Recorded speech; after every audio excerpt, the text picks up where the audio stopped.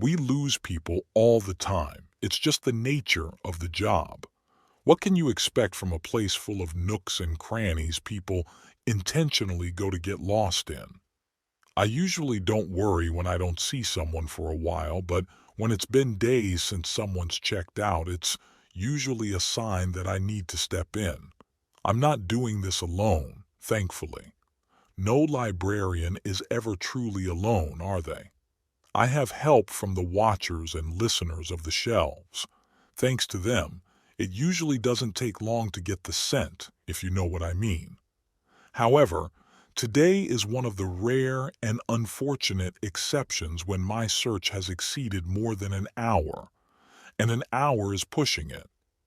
I've been searching and asking around for almost 6 hours, scouring shelves and listening for the telltale breathing. The watchers have their quadrants, so it's much like playing hot and cold. Bad news, one says, and my brain shivers in my skull, both from its existence and its statement. They crossed the tape, says the watcher, and I groan. Are you sure? My stomach still drops at the thought, even though I've been doing this a very long time, long enough that I remember every book on every shelf better than my own child's face. But knowing a poor soul lost themselves beyond the tape, I grieve for them. The watcher doesn't speak, but generates an affirmative sensation. That means I have to backtrack to my desk for supplies. I thank them, asking that they send word ahead of my arrival. It's been a while since I've had to go past the tape, which means it's been a while since I entered the broom closet. The helmet is dusty. It looks almost like it's from one of those old-fashioned scuba diving suits. It's not nearly so heavy, though. There's a bright lamp affixed to the front just above the visor, but it's as much of a hindrance as a help. While, most of the time, those beyond the tape know not to bother me, some still get bored enough to try, and the lamp acts like a beacon. I don't blame them. It's what prisoners do.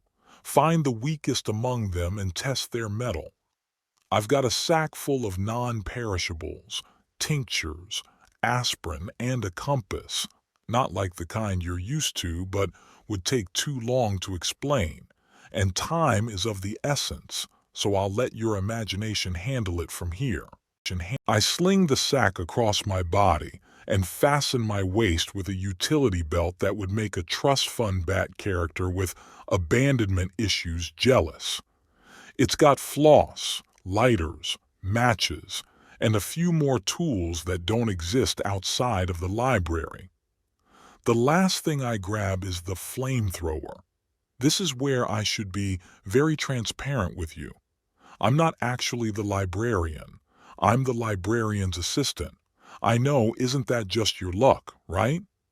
Not to worry, I'm very good at using this thing, and it does the job nicely, whatever job I may deem necessary at any particular moment. But the head librarian doesn't really need much of anything to ward off what lingers here. I don't know exactly where he is at the moment, nor do I want to know.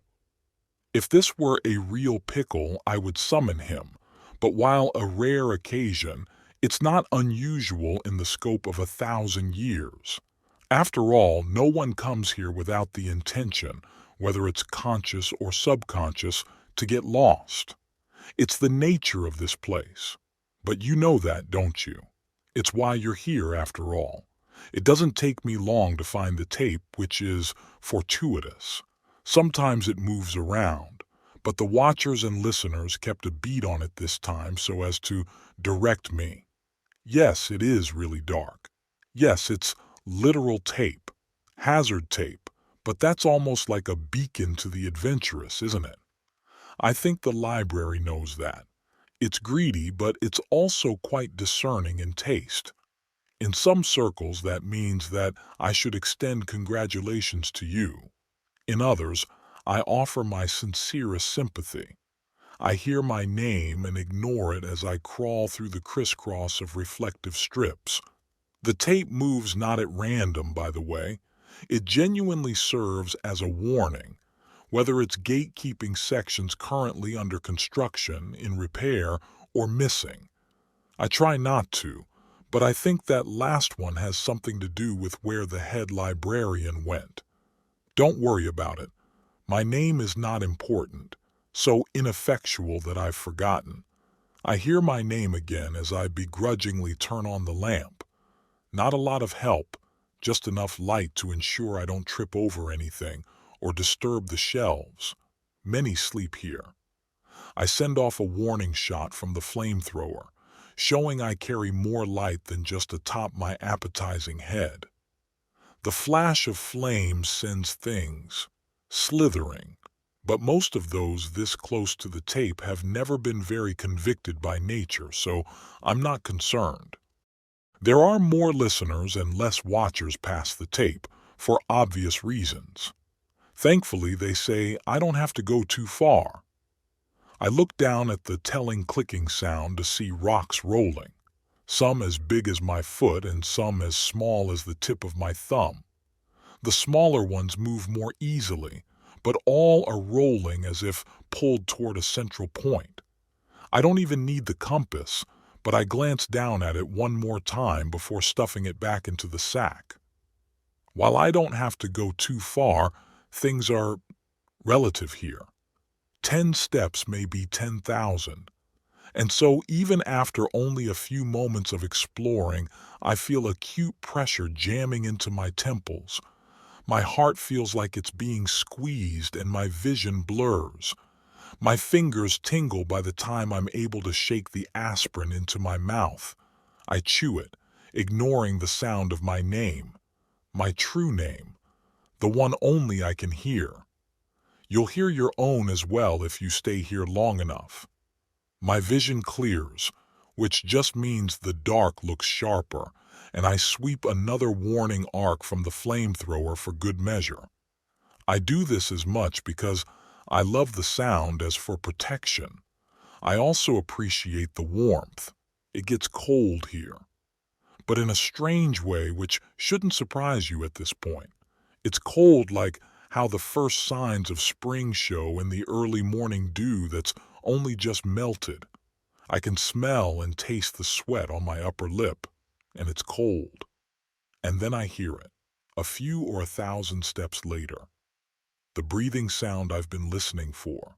The pace of the rocks quickens, and my head is turned down so the helmet light prevents me from tripping over or impeding their journey. A famous author once said, "All things serve the beam," and that's as true in this world as it is in the others. Except this beam, this beacon, is attached to our lost visitor. I can only hear the rocks, mumblings, and the breathing sound now. The smell is so musty and thick, like the air is full of sweat and dust, like I've stuck my head out the window during a heavily falling rain. If I think hard enough about it, soon I'll be drenched. So, I don't. While the rocks are almost the perfect tell, and the listeners too corroborates the evidence, you can never be too sure. Only light can be sure. I take a match from the tiny box, snap it to life, and then blow it out. Tiny smoke tendrils curl and waft until they also follow the same flow as the rocks. Excellent. We've not been led astray. A few or 1,000 more steps and the rocks are gathering down an aisle where the breathing is more like wheezing, like the desperate struggle to take in. Lo and behold, we found them. Poor thing. Judging by the state of her, she got lost early. She's likely been here for most of the day. The book covers her face, consuming her head like a kid on a particularly large popsicle. The pages flutter gently against her too white jaw. The papery quality of her skin and the wanting muscle mass show how little time was on our side, not a moment to waste. I grab the book by the edges of both back and front covers. It's got most of her head inside at this point, just her earlobes, hair, an edge of her jaw peek out from beneath the pages I now grip firmly. The wheezing turns into a moan that turns into a sob. Now, now, I say, and test the hold the book has on its victim. It's snug, too snug to yank like a leech. I need to treat it like a tick, making sure to get the head out. None of these are intended as puns, but it just happens after being surrounded by books and prose for so long. I draw one of the tiny vials strapped in my utility belt and pull the cork out. It smells like nothing to me, but I see the reaction immediately. Our half-consumed explorer moves a bit, her fingers mostly, and I hear a second, tinier moan beneath that of the books. I pour a small amount of the substance into the palm of my hand, and I smooth it gently down the spine of the book. It wails again, and so does the girl, both full of sorrow and reluctance. I feel the hairs on the back of my neck stand up, so I turn at the hip, cock the flamethrower, and send off a very intentionally long tail of flames. When the feeling subsides, I shrug the weapon back over my shoulder. I use the backs of 2 knuckles to knock gently on the book cover. It's time to come back now. My apologies, I say, and I mean it. The book and the girl moan again, more hollowly, and I can feel the seal, the bond, splitting like a seam. I grip the book again because these two are stubborn and have to pry them apart. The color and mass return beneath her skin, and though her eyes are open, they can't see anything. She'll be like that for a while, it's normal. She'll recover. I pour the remaining contents of the bottle down the part of her frazzled blonde hair. Tears fill the empty eyes and drip down her face. Her mouth presses into a thin white line and grimaces so intensely that the flesh folds in multiple layers at the corners of her mouth. Great pain. Even after 1,000 years, I still can't help but feel sorry, so I pull her burning head under my chin and rub circles into her back. I'm sorry, dear. I know you've been told otherwise, but this place is a prison, and that isn't your story.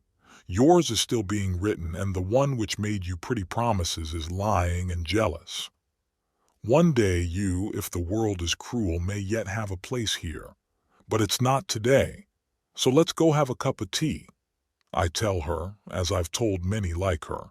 I've gotten better at it over the years. I used to have to fight with them. Often I'd give up and just keep them safe until the head librarian got back to talk them down. She finally lets out a weak, wheezing breath. I take advantage of the broken seam of her lips and pour a tincture down her throat. I don't even have to look anymore. I can just feel the specific melodies that make each tincture different. It helps that the one I need usually sings a bit louder as a courtesy, and it'll purr like a cat when I've touched my fingers to it. She chokes a bit, but her eyes start to clear. Good enough for now. The back of my neck has another sudden influx of goosebumps. We've overstayed our welcome. It's time to go. I put the book back on the shelf. I don't scold it, just allow its ache and frustration flow through me. I apologize, but there's no comfort I can give. My words and compassion are meaningless. I've noted the volume and will tell the head librarian. They might be able to soothe it back to sleep. I tap the metal bauble around my neck and we're back at my desk. I drape the girl onto a nearby love seat that's seen better days, starting the kettle before heading to the broom closet to stash the emergency kit. She'll be fine. People like her, and you, always are. This place was made to help the wanderers and recklessly imaginative. Those who can't wrap their heads around the world the way it is, and can see the truth of magic between heartbeats and heartbreaks. And people like me, and the head librarian, when they so choose to grace us with their presence, keep the place orderly and open for you. And we're here to help guide you back on track if you lose inspiration for your own story. It's the nature of the job, the library itself. What else can you expect from a place full of nooks and crannies that people choose to get lost in?